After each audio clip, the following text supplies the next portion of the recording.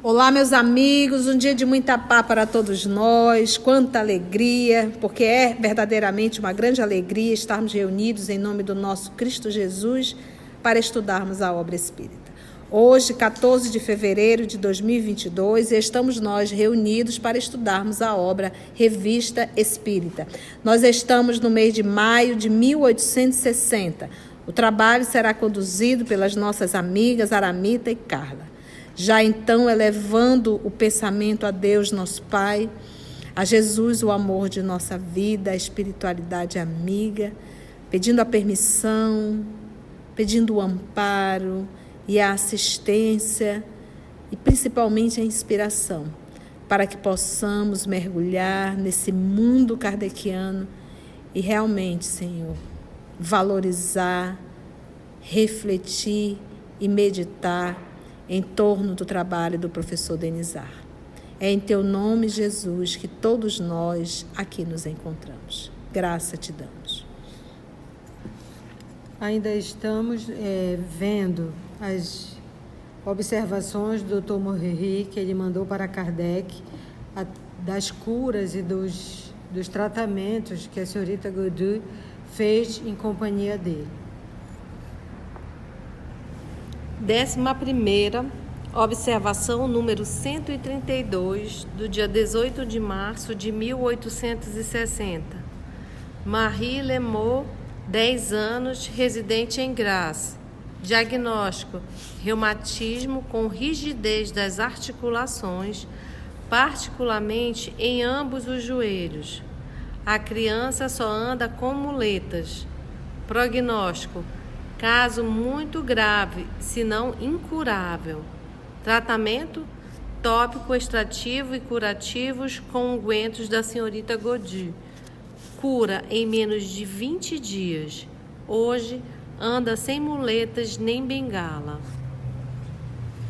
É para a gente ver que o reumatismo, antigamente tudo era reumatismo, né? Depois que foram artrite, artrose, as lesões amiotróficas, tudo foi, mas até hoje elas são de difíceis tratamento e o prognóstico nem sempre é bom.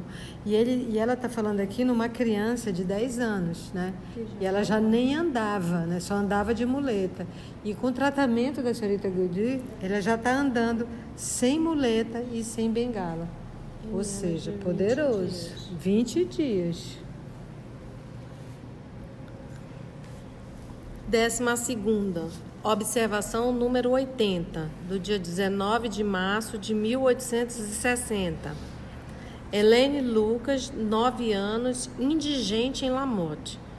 Diagnóstico: protrusão e entumecimento permanente da língua, que avança de 5 a 6 centímetros além dos lábios e parece estrangulada. A língua é rugosa. Os dentes inferiores estão corroídos pela língua. Para comer, a criança é obrigada a afastar a língua para um lado com uma mão e introduzir os alimentos na boca com outra. Tal estado remonta à idade de 2 meses e meio. Prognóstico: caso muito grave, julgado incurável. Hoje, a língua retraiu-se e a doente está quase completamente curada. Para ver que assim, né? Ela a protusão é um deslocamento para frente. Imagine que ela diz aqui 5 a 6 centímetros para fora. E aí é para ver, com a língua para fora, a salivação continua. Então deve ser uma coisa horrível. E ela é abandonada, né? Ela é indigente e ela tem somente 9 anos, para ver que ela afasta a língua porque ela não consegue criança. E a língua abandonada. tanto para frente empurrando que já ela já os dentes inferiores foram corroídos, porque fica aquilo molhado e aquele atrito e a criança, né? Então, e para ver que uma coisa interessante, só com os remédios dela, a língua retraiu. Ela tinha 2 meses. 2 meses. Então ela está com 9 anos e está com 9 anos nessa situação? 9 anos nessa situação. Aí eu fiquei pensando na tua suposição, né? Se não foi o caso que veio para dar provas da influência dos espíritos na vida e essa criança... Meu Deus. Não, eu estou perguntando porque Se a a língua língua volta. foi para frente, muito Não, rugosa. E aí eu estou perguntando, hoje em dia a língua retornaria? Porque é um caso bem exuberante, né? Porque é desde criança, né? E 2 ela meses só de idade, ela já com nasceu com essa situação. Os 25 músculos assim. centímetros. É muito os dentes dela. E assim, o interessante é que ela sobreviveu até os 9 anos. Indigente. Né? Indigente. Pai, mãe. E agora ela mesma já afasta a língua com uma mão e Pra põe com poder a outra. comer. Ou seja, ela não Saciar podia a fome. comer muito sólido, Não. porque a Não dificuldade dava pra mastigar. mastiga, mas com mais dificuldade. Mas o dente já estava com ruim. Só o da frente, o de trás, a dentição. Mas assim, 20 dias, imagina a alegria dessa criança. Oh. Morreri. Então finaliza a carta do Morreri com as observações sobre os casos de cura da senhorita Godin. Agora o Kardec comenta. Notar-se-á sem dificuldades que as notícias acima não constituem esses certificados banais solicitados pela cupidez, pela cobiça, pela ganância, nos quais muitas vezes a complacência, a benevolência, disputa com a ignorância. São observações de um profissional que, pondo de lado o amor próprio, admite francamente a sua insuficiência em presença dos infinitos recursos da natureza, que não lhe disse a última palavra nos bancos escolares. Reconhece que essa moça, sem instrução especial, ensinou-lhe mais do que certos livros dos homens, porque lê no próprio livro da natureza. Como homem sensato, prefere salvar um doente por meios aparentemente irregulares a deixá-lo morrer segundo as regras e não se julga humilhado. Essas são as apreciações de Kardec sobre Morreri, né? Dele, não era abordagem, né? Porque o Morreri, ele foi julgado, ele foi ridicularizado, os pares criticados, os pares dele o procuraram, disseram que era para ele mandar essa moça embora, né? E ele disse que ela tinha que ensinar, que ela era uma feiticeira. Porque a gente vê que porque o que a gente percebe? A área médica, ou qualquer outra área em que você adquire um títulozinho, desculpa, mas quando a gente é medíocre, passa a ser um títulozinho. Quando é que é medíocre? Quando você se sente maior que Deus. Então, essa pessoa, normalmente um profissional, e se um paciente entra e diz assim, eu gostaria que o senhor pedisse esse exame, pronto. Tem médico que tem um chilique. A senhora, por um acaso, fez a faculdade ou fui eu? Sou eu que tenho que dizer o que exame a senhora tem que fazer. E eu me recordo de uma grande amiga minha, que ela sentia uma enxaqueca, uma dor de cabeça muito grande, e ela dizia, tem alguma coisa dentro da minha cabeça. Tem alguma coisa dentro da minha cabeça. Então, anos e anos ali, e tanto ela encheu a paciência do neuro, que ele disse, tá bom, para aliviar, eu vou pedir essa tomografia que a senhora tanto quer. Sabe o que ela descobriu que ela tinha na cabecinha dela? Por insistência dela? Um aneurisma. E ela teve que se operar nas pressas, porque aneurisma é uma bomba que a qualquer hora estoura.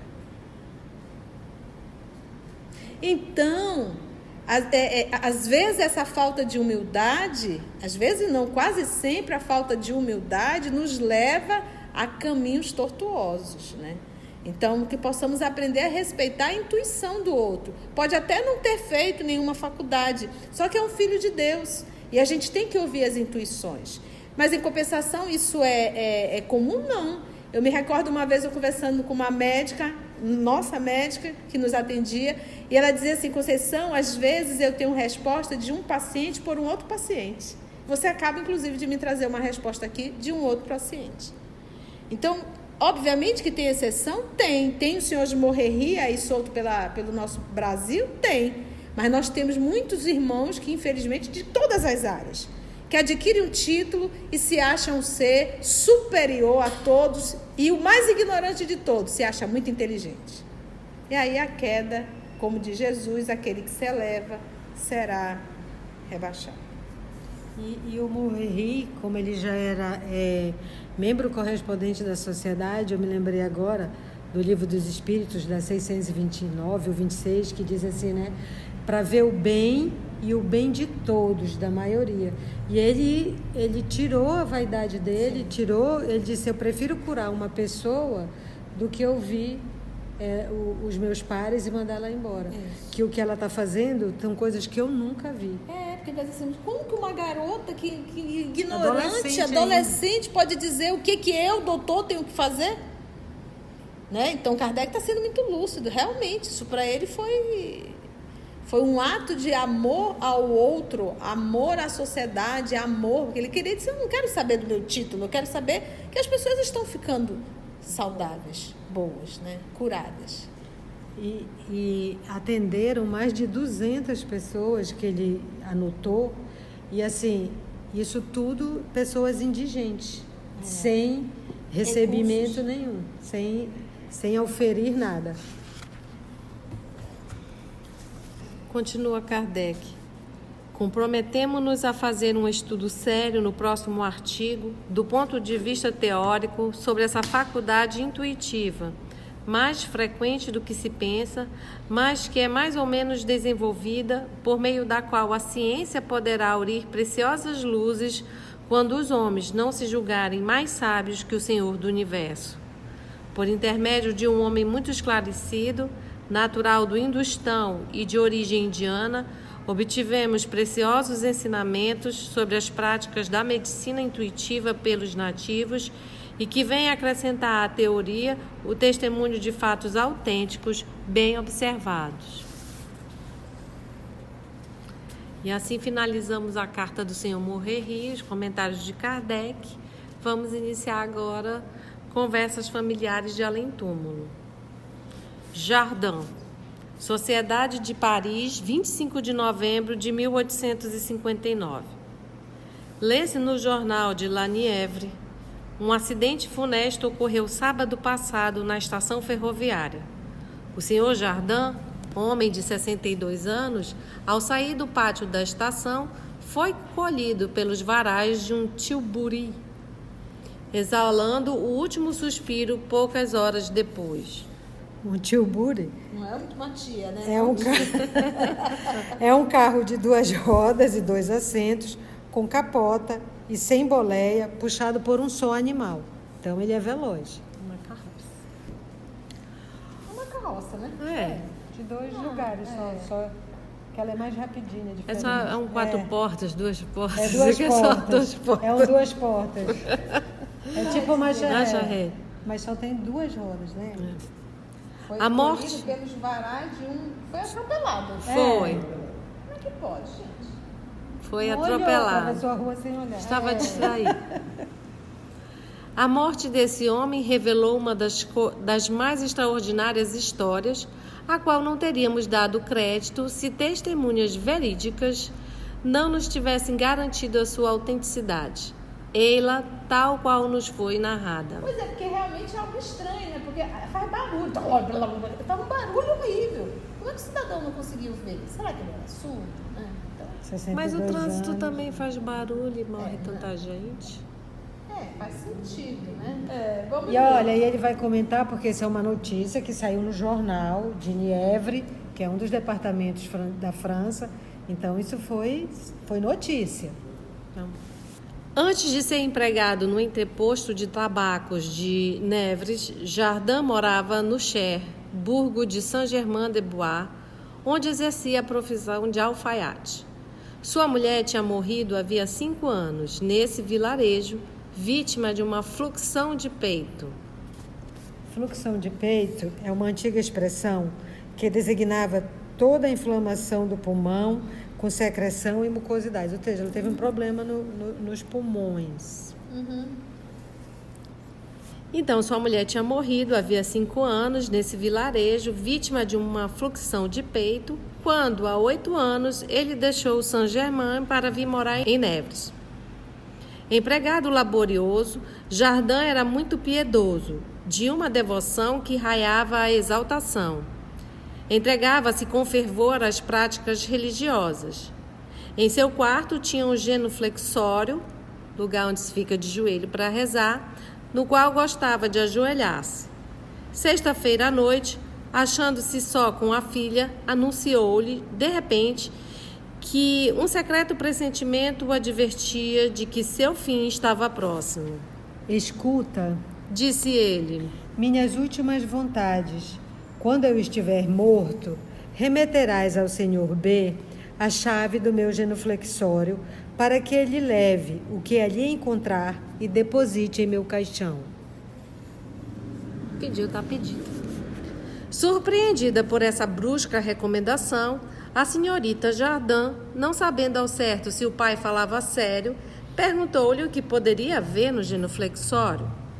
A princípio, recusou responder, mas, como ela insistisse, ele lhe fez a estranha revelação de que o que se achava ali eram os restos de sua mãe. Calma. 1 minuto de silêncio para essa coisa sinistra do senhor Jardin. Amor é amor, gente. Deixa o Jardin. O senhor Jardin meio sinistro. Informou-lhe que antes de deixar Saint-Germain-de-Bois, tinha ido ao cemitério durante a noite. Todos dormiam no vilarejo. Sentindo-se muito só, tinha ido à sepultura da esposa e, armado de uma pá, havia cavado a terra até atingir o caixão que continha os restos daquela que fora sua companheira. Não querendo separar-se desses preciosos despojos, recolher os ossos e os depositara no seu genuflexório. Como diria a tia, para acabar. Ele gostava muito da fofa. Tô vendo. Gostava até os ossos. Meu Deus, que coisa sombria, né? Imagina a situação desse espírito. Esse nem que a morte separa. Esse nem que a morte separa. Esse daí... Gente, que coisa tenebrosa, pessoa. Olha, isso hoje dá até processo, né? Porque é crime, né? É. Mas ele não queria se separar da fofa. Não queria, nem dos ossos. Né? Vamos continuar. Gente, que coisa Ele louca. pressentiu, ele pressentiu que o fim estava próximo. A essa estranha confidência, um pouco amedrontada, mas sempre duvidando que o pai falasse sério, a senhorita Jardin prometeu-lhe conformar-se às suas últimas vontades, persuadida de que ele queria divertir-se a suas custas, que no dia seguinte lhe daria a solução desse fantástico enigma. No dia seguinte, sábado, Jardin foi ao escritório, como de costume. Cerca de 1 hora, foi mandado à estação de mercadorias para despachar sacos de tabacos destinados ao abastecimento do entreposto. Mal saíra da estação, foi atingido no peito pelos varais de um tilbre, que lhe passara despercebido em meio às viaturas estacionadas no embarcadouro. Seus pressentimentos não o haviam enganado.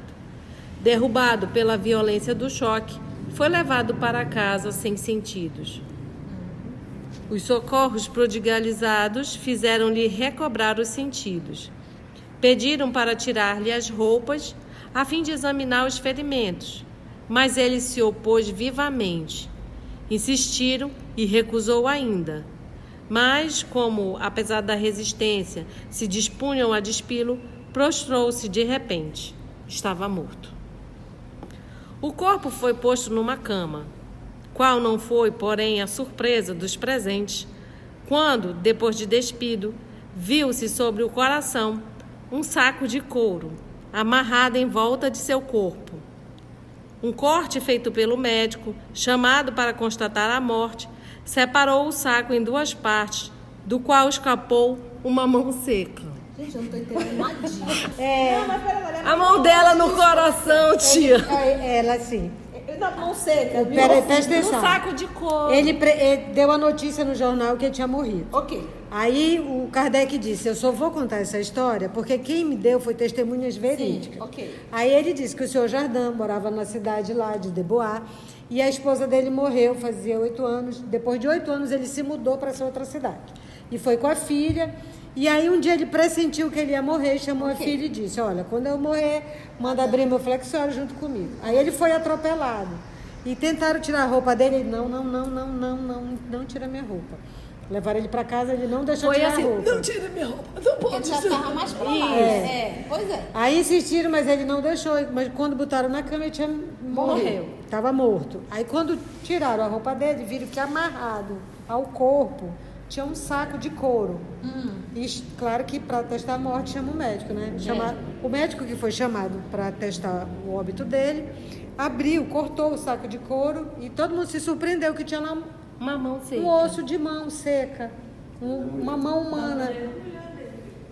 Uma mão humana sequinha. Pensa você casar com um cidadão desse. Já tô me dando até medo que foi ele que torou a mão dela. Ela tá morta, amiga. Mas ele que matou. Não, ela foi quando ele foi lá no cemitério. Tirou o ossinho, já estava separado. Uns ele guardou no genuflexório e a mão da fofa ele levou. Meu Deus. Ele beijava todo dia. No coração ele colocou. É. Porque quando falou aqui, separou o saco em duas partes. Aqui. Ele cortou um saco de couro. Corte feito pelo médico, chamado para constatar a morte. Porque aí ficou complicado. Esse corte foi aonde? Eu não No entendi. saco de No couro. No saco. Agora tá. Mas que confusão é essa, meu Deus? Escapou a mão seca dela, assim, ploft. Só usou assim, minha tia. Agora imagine o odor. É verdade, será que não tinha odor? 9 anos, os ossos, né? Vamos ao caso, Continuando, senhoras. a mão seca. Lembrando-se do que o pai lhe houvera dito na véspera, a senhorita Jardim preveniu os senhores B e J, marceneiros. Aberto o genuflexório, dele foi retirado uma barretina da Guarda Nacional. Barretina é um tipo de chapéu feito de feltro ou de peles, no fundo do qual, desse chapéu, se encontrava a cabeça de um morto, ainda com os cabelos. Depois perceberam, no fundo do genuflexório, dispostos sobre os raios, os ossos de um esqueleto. Eram os restos da esposa de Jardim. Domingo último, os despojos de Jardim foram conduzidos à derradeira morada.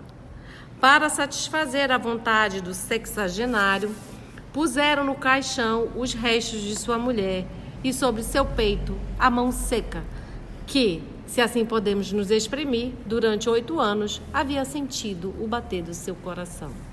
Aí o mais legal é que o Kardec, como ele tem o São Luís, ele vai chamar o senhor Jardim.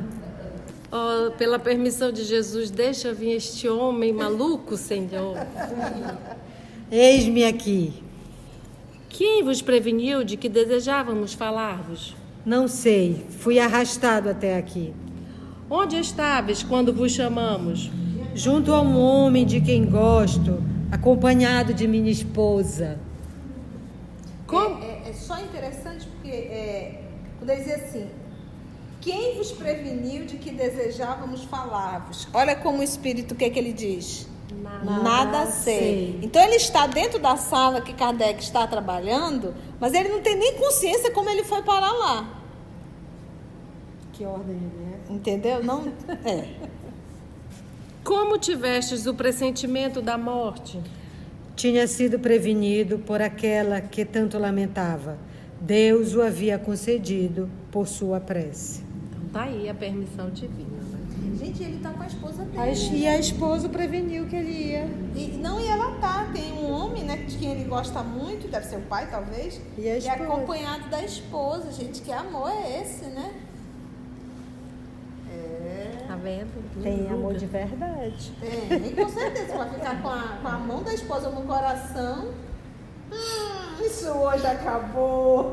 O caixão da esposa não está nem descendo e o homem já está de olho despichado na outra. Já sai com a próxima. Já sai com a próxima, do cemitério. né? Imagina. Voltemos para 1860, que os casos eram diferentes. Vai. Então, vossa mulher estava sempre ao vosso lado? Ela não me deixava. Os seus restos mortais, que conserváveis no genuflexório, eram a causa de sua presença contínua? De maneira alguma, mas eu acreditava. Assim, se não tivesses conservado esses restos, nem por isso o espírito de vossa mulher deixaria de ficar ao vosso lado? Então, o pensamento não é mais poderoso para atrair o espírito do que os restos sem importância para ele? Olha, Então, tá interessante que ele como espírito já sabe disso, mas ele encarnado não sabia que não precisava ele andar com os restos mortais dela, que bastava o pensamento. E aí a gente volta para os links da tia de Pensamento, pensamento, né? Aliás, não é só o senhor Jardim que pensa que tem que carregar alguma coisa, né? Tem muita gente que precisa carregar, acha que carregar trevo, lentilha, coisinhas na carteira, tudo mais, vai dar sorte ou vai dar figa, Figa. olho de boto, não sei o quê. Não, é o pensamento, eduque o pensamento. Você atua nos fluidos e é muito mais fácil. Isso, banho daquilo, né? Fala dos fluidos de novo, a gênese, pensamento de vida. Revistes imediatamente vossa esposa no momento da morte? Foi ela quem veio receber-me e esclarecer-me. Tivestes imediatamente a consciência de vós mesmos? Ao cabo de pouco tempo, eu tinha uma fé intuitiva na imortalidade da alma. Lembra que ele era muito religioso, né? Vossa esposa deve ter tido existências anteriores à última. Como se explica que as tenha esquecido para consagrar-se inteiramente a vós? Tinha de me guiar em minha vida material, sem por isso renunciar às suas antigas afeições. Quando dizemos que jamais deixamos um espírito encarnado, deveis compreender que, por isso, queremos dar a entender que, frequentemente, estamos mais junto a ele do que a lures. A rapidez do nosso deslocamento nolo permite, de maneira tão fácil quanto a voz, uma conversa com vários interlocutores. Isso é para saber que não precisa ficar do lado o tempo todo, como ele diz. O pensamento é rápido, então ela não precisava ficar o tempo todo ao lado dele. E o pensamento é mais veloz do que a velocidade da luz. 300 mil quilômetros por segundo. Por segundo. A luz, o pensamento é mais rápido. Pensou foi, né, tio? Lembrai-vos de vossas existências anteriores? Sim, na última fui um pobre camponês, sem nenhuma instrução, mas anteriormente havia sido religioso sincero, devotado ao estudo. A extraordinária afeição que tinhas por vossa mulher não teria como causa antigas relações de outras existências? Não, Sois feliz como espírito? mas não é possível. Deveis compreender. Ele é mais, M-A-S, é mais, né? Mais feliz do que eu tô, Então não é pronto, né? possível. Não é possível, né? Passei anos com a mão, agora eu tô completo. Podeis definir 9 anos, né? 8. 8 anos, né? Agora ele tá ao lado do amor dele, né? completo, inteiro. Gente, que essa moda não pega. E não era de outras existências. Não É só era, dessa, né? Podeis definir vossa felicidade atual e dizer-nos a sua causa? Eu não devia ter necessidade de vô-lo dizer. Eu o amava e sentia falta de um espírito querido. Amava a Deus, era honesto. Encontrei o que me faltava. Eis os elementos de felicidade para um espírito. Quais as vossas ocupações como espírito? Disse-vos que, ao ser chamado, estava junto a um homem de quem gostava. Procurava inspirar-lhe o desejo do bem, como sempre fazem os espíritos que Deus julga dignos. Temos ainda outras ocupações que não podemos, por ora, revelar. Agradecemos a gentileza de terdes vindo. Também vos agradeço. E assim, depois dessa história fascinante, inusitada, finalizamos o estudo de hoje, vendo que a vida continua com seus amores e suas perdas, né? Seus ganhos, seus trabalhos, que ele também inspirava a quem ele gostava, né? E aonde está o teu pensamento, aí está o teu coração. Na próxima semana estudaremos uma convulsionária, ainda no mês de maio de 1860. Agradecemos ao Senhor Jesus e aos amigos espirituais pela inspiração, pelo trabalho concedido e até nosso próximo estudo, se Deus assim permitir. O trabalho do Cristo, ele é sempre coletivo, ele não é individual, não está centralizado sobre a cabeça de um. Somos o EOS, esse grupo que Jesus foi construindo ao longo dos anos, e estamos nós aqui estudando e tendo a alegria de poder compartilhar com todos vocês.